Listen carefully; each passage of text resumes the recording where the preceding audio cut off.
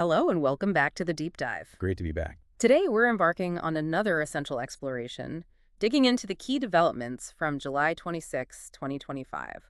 This is part one. That's right. And this deep dive is, as always, specially curated for you, our dedicated learners preparing for the UPSC. We want to give you a comprehensive, yet concise understanding of the day's most important news. Exactly. Our mission is to unpack these complex topics, pull out the vital nuggets of information so you're not just informed, but, really well informed. And for those of you who follow us regularly, some of the basic concepts might sound familiar. Think of it as good revision. Absolutely. But the focus today is on the latest developments, how these things are actually evolving. We'll connect the dots across policy, economy, environment, even culture. It's your shortcut to understanding not just what happened, but why it matters for your prep. And how it all fits together. Okay, let's unpack this.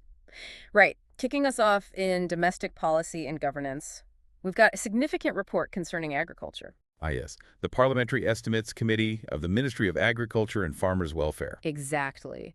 They've presented a report focused on promoting climate-resilient agriculture and natural and organic farming. Yeah. And it involves the Krishi Vigyan Kendras. It's a really crucial area, isn't it?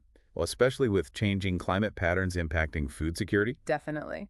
But the report, it doesn't just praise efforts. It highlights some, pretty entrenched issues. Like what specifically? Well, it observes ongoing concerns about farmer income, which is always central, but also significant gaps in how existing programs are actually implemented. Right, and staff shortages too. Yes, persistent staff shortages that are basically undermining these critical efforts towards sustainable farming. It points to some systemic challenges. Okay, so it identifies problems, but does it offer solutions? It does. This is where it gets interesting for practical application, as you said earlier. Good. So financially, it recommends a substantial increase in funding for INRA. That's the National Innovations in Climate Resilient Agriculture. A substantial increase. Okay. And importantly, it suggests a phased rotational approach for climate adaptation support. The idea is to cover all vulnerable districts eventually, not just a few here and there. More equitable. That sounds like a much more strategic way to go about it. What about seeds? Good question.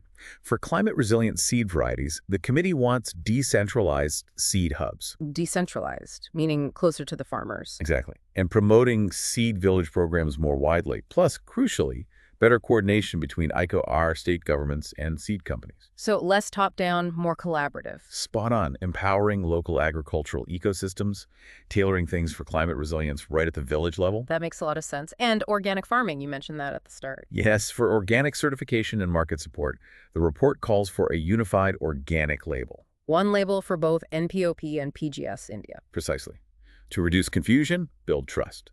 They also want more direct financial incentives, using direct benefit transfers, DBT, for buying organic inputs. Okay, direct cash support. And more investment in local marketing channels, digital outreach, really trying to boost that organic market, make it more mainstream. Seems like a push to professionalize it.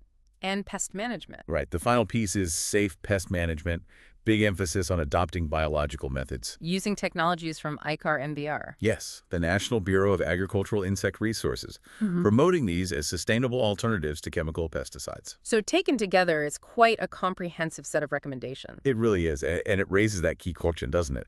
How effectively will these address the root causes of farmer income issues and ensure genuine environmental sustainability in agriculture? A question we'll need to keep watching. Okay, let's pivot now from agriculture to digital infrastructure. Another foundational pillar. Indeed.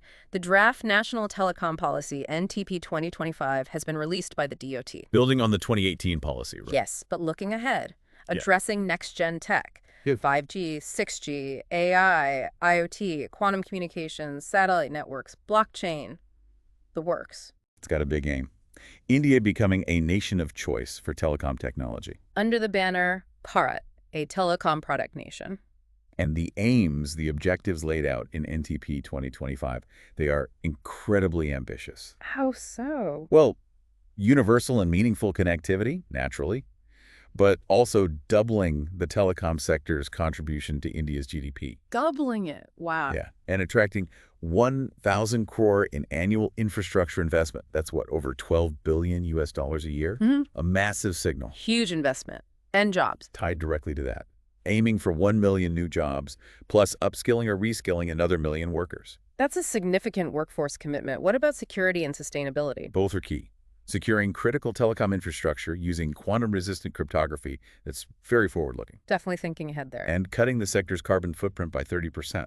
A strong sustainability push. So how are they planning to achieve all this? Through 6 strategic missions they cover: universal connectivity, innovation, domestic manufacturing, secure networks, ease of living and doing business, and sustainable telecom. It's broad. It is. And if you look at the bigger picture, this isn't just about faster internet. It's really about transforming India into a digitally empowered economy. Using secure, sustainable networks. Exactly. Positioning India not just as a user, but a leader and exporter in telecom tech. It's about, tech sovereignty. Okay, another major policy initiative. Let's shift gears again, this time to the cooperative sector. The National Cooperation Policy, NCP 2025. Also just unveiled. And it's only the second policy for cooperatives since 2002. Guided by that idea of Sakarsa Samriddhi prosperity through cooperation. Its core aim is pretty fundamental: establishing cooperation itself as a key instrument for national development for generations to come. And the mission? To promote cooperative units that are professional, transparent, tech-enabled, accountable, economically self-reliant, and ultimately successful. Sounds good. What are the concrete objectives? They're quite specific, establishing at least 1 cooperative unit in every village, Every village. That's ambitious. then 5 model cooperative villages in every tehsil. Economically, they want to triple the cooperative sector's GDP contribution by 2034. Triple it. Again, big targets. And increase the number of societies by 30% from the current 8.3 lakh. They're also looking at expansion into new areas: tourism, insurance, taxis, green energy. So broadening the scope significantly. Yes, plus legal reforms every 10 years to keep the framework updated, and a cluster and monitoring system for oversight. What's really interesting here is how they're connecting cooperatives to so many other areas. Absolutely. It's recognized as crucial for rural development, farmer development via PMKSKs, operating Janaushadhi Kendras, common service centers. Even linking with women's welfare, housing, credit. Right. It shows the potential they see in cooperation to tackle diverse challenges across the board. Okay, quickly touching on another scheme, PM Vikas. There was a recent Empowered Committee meeting. Ah, yes. Pradhan Mantri Virasat Ka Samvardhan.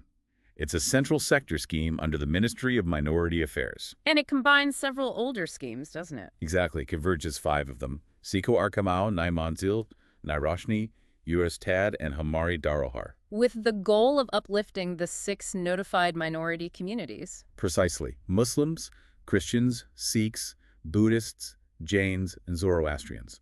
Uplifting them on socioeconomic fronts, it's about a more integrated, hopefully more impactful, approach to minority welfare. Streamlining things for better results. Makes sense. Now, shifting to the environmental flow, or e-flow. Yes, the Union Jal Shakti minister had a meeting focused on this for the Ganga and its tributaries. What exactly is e-flow, for those who might not know? Basically, it's the specific amount, timing, and quality of water flow needed to keep freshwater ecosystems healthy. And sustain the livelihoods that depend on those ecosystems. Exactly. It's about maintaining the river's ecological integrity, not just water quantity, but the health of the river system. And why is this so critical right now for the Ganga? Because of the challenges. Decades of interventions, dams, pollution, encroachments have really hammered the ecological balance. So e-flow is a concept aimed at mitigating that damage. And actively restoring the ecological health, it's becoming increasingly vital. Okay, let's broaden our view now. Economy and global relations. India on the world stage, starting with the India-UK relationship. Which seems to be evolving, marked by this new long-term strategic roadmap document running until 2035. Replacing the old Roadmap 2030, and it talks about a BRISC partnership. Yeah, BRISC stands for Business, Research, Innovation, Science and Technology, and Knowledge. Catchy acronym. So what are the key pillars of cooperation under this new roadmap? It's quite comprehensive. Trade and economic growth is a big one. Mentioned the signing of the CETA, the Comprehensive Economic and Trade Agreement, and work on a bilateral investment treaty. Okay, trade first. What else? Technology and innovation. They're setting up a UK-India research and innovation corridor.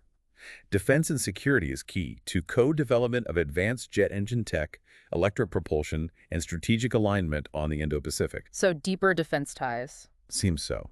Then you have climate and clean energy, education and people-to-people ties, including looking at UK university campuses in India and multilateral cooperation. Like advocating together for UNSC reform. Yes, and reforms at the WTO, WHO, IMF, World Bank.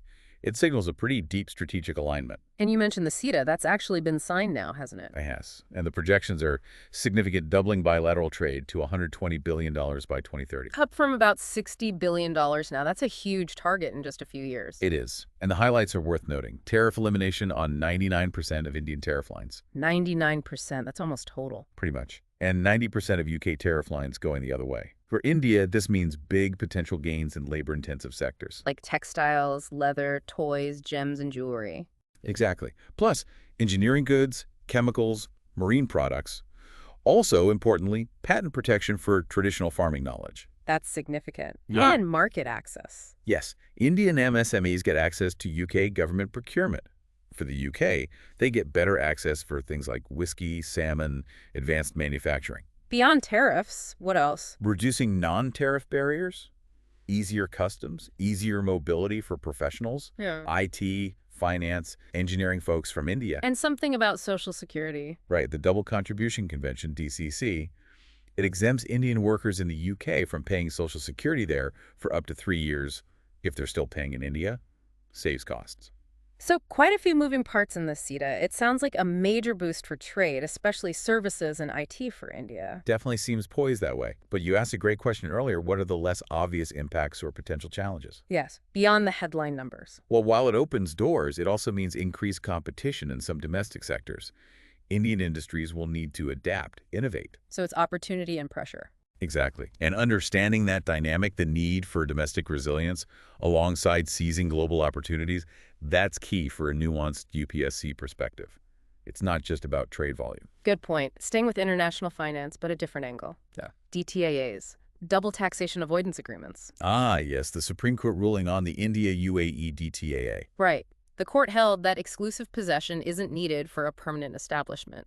Even temporary or shared use counts. Which clarifies things significantly. Just to recap, a DTA is basically an agreement between countries to stop income being taxed twice. Really important for NRIs, PIOs, OCIs to avoid excessive tax burdens. Absolutely. And India has, 94 DTAAs signed with various countries. So this ruling sets a precedent potentially impacting many agreements. Okay, moving to the maritime sector now. India proposed a maritime development fund. Yes, at the Maritime Financing Summit 2025 in New Delhi. What's the idea behind the MDF?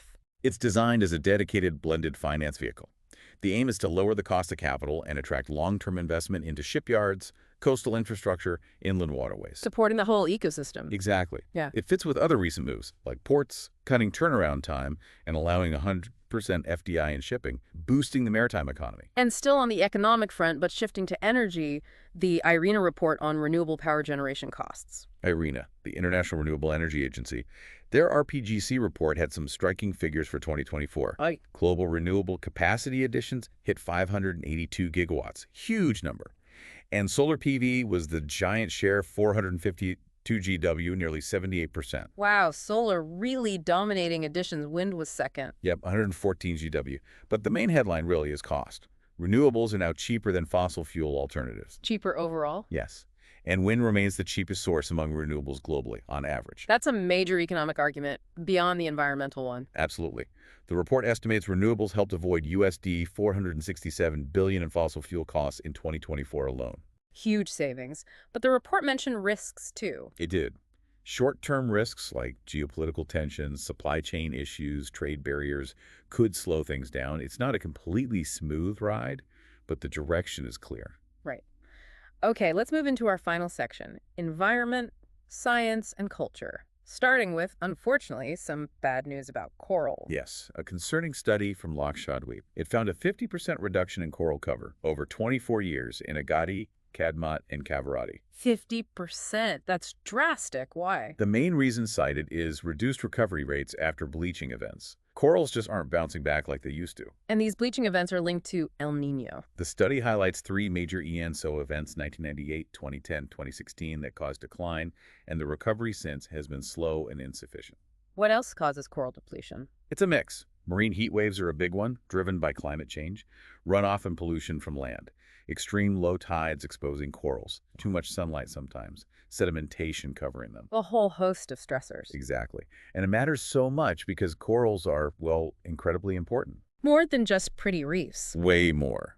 They house vital filter feeders, Mm. support about 25% of all marine life despite covering tiny ocean area, crucial for tourism, fishing. They even produce oxygen and are sources for new medicines. And India has other major reef areas, too. Yes, Andaman and Nicobar, Gulf of Kosh, Gulf of Mannar, Palk Bay, and Malvan in Maharashtra. So protecting them is a national issue. Okay, shifting to space tech. ISRO is preparing to launch new Navid satellites. That's right. 3 next-generation satellites to boost India's own navigation system. Navid SIS, or IRNSS navigation with Indian constellation. India's independent regional system, Mm. developed by ISRO, providing precise position data for India and the region up to 1,500 kilometers beyond borders. Strategic asset. And it offers 2 services, right? Yes. Standard Positioning Service, SPS, for everyone, Hmm. and the Encrypted Restricted Service, RS, for authorized users like the military. Dual-use capability. Got it.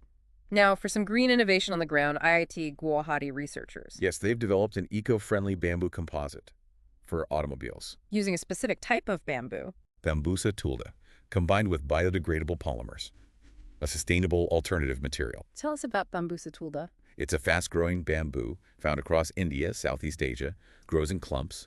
Interestingly, its monocarpic flowers only once after maybe 25-40 years and then dies. Wow. What's it usually used for? Loads of things. Edible shoots, traditional medicine that's silica secretion used as a tonic. Right. Also for making agarbatti sticks, basic lumber, paper pulp, handicrafts. Very versatile. And now potentially car parts. Fascinating application. Okay, let's touch on art forms and news. Yes, artists practicing Sorai, Padachitra, and Pachwa art met the president recently. As part of the Kala Utsav 2025 Artists in Residence program at Rashtrapati Bhavan, can you quickly describe each? Sure. Sorai is a harvest festival art from Jharkhand. Padachitra is traditional scroll painting on cloth from Odisha. Pada means cloth, chitra picture. Okay. And Pachua. Paju is also a scroll painting tradition, this one from West Bengal. Hmm. Historically painted on cloth scrolls called pati or pata. Beautiful folk traditions. Great to see them highlighted. Finally, our place in news segment. Cambodia, specifically Phnom Penh. Yes, it's been in the news because of escalating border disputes, reigniting tensions between Thailand and Cambodia. Can you give us a quick political and geographical overview? Sure. Cambodia is in mainland Southeast Asia, member of ASEAN, borders Thailand, Laos, Vietnam, maritime boundary in the Gulf of Thailand. Geographically, the Mekong and Tonle Sap rivers are major features. Also mountain ranges like the Dangrek, Kravan or Cardamom Mountains, and Damre Mountains. Knowing the geography helps understand the context of these disputes. Right. Well, what a journey we've had today, from domestic policies shaping agriculture and telecom. To major international trade deals like the CETA, shifts in maritime strategy, the rise of renewables. Then diving into environmental concerns like coral bleaching, space tech with Navik, green innovation with bamboo. And finally, celebrating India's rich cultural art forms and touching on regional geopolitics. It's a lot to digest, but hopefully this deep dive gives you that critical edge, that deeper understanding, especially for your exam preparation. Indeed. Staying consistently informed, and more importantly, seeing the connections between these developments, that's really key. Remember, every piece fits into a larger puzzle.